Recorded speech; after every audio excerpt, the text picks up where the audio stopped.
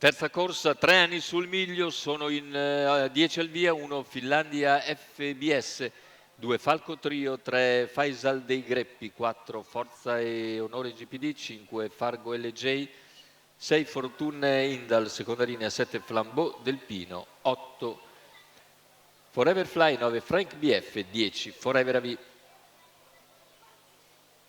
I favori in chiusura per Fargo LJ, ma vicini Flambeau del Pino e Frank BF in una corsa davvero aperta.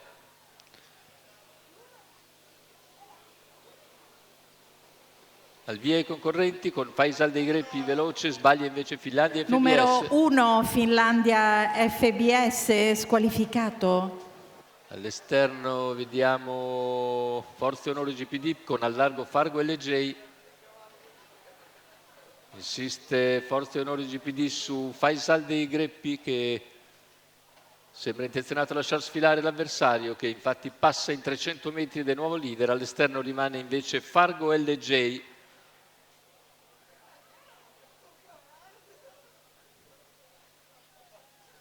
E c'è il volo in terza ruota da parte di Fargo LJ, ora che supera gli avversari e si porta direttamente a condurre dopo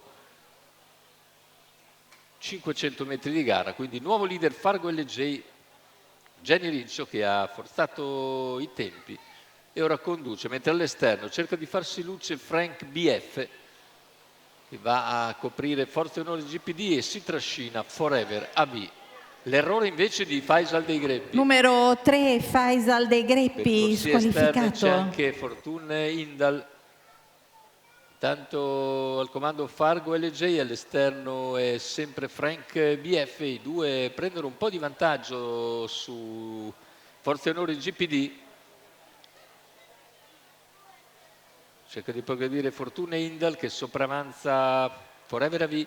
Siamo ora a 400 dalla conclusione, in vantaggio si mantiene Fargo LJ su Frank BF, i due alle prese a 350 dall'arrivo, due nettamente avanti a Fortune Indal che cerca di recuperare il gap dai primi due, metà della curva superato con numero 2 Frank BF Trio, che insiste ancora. Frank BF va nuovamente numero con 7, decisione all'attacco di Fargo LJ, si avvantaggia, deve vedersela però con l'affondo di Fortune Indal che nel finale passa e vince contro un eccellente Frank BF, mentre al terzo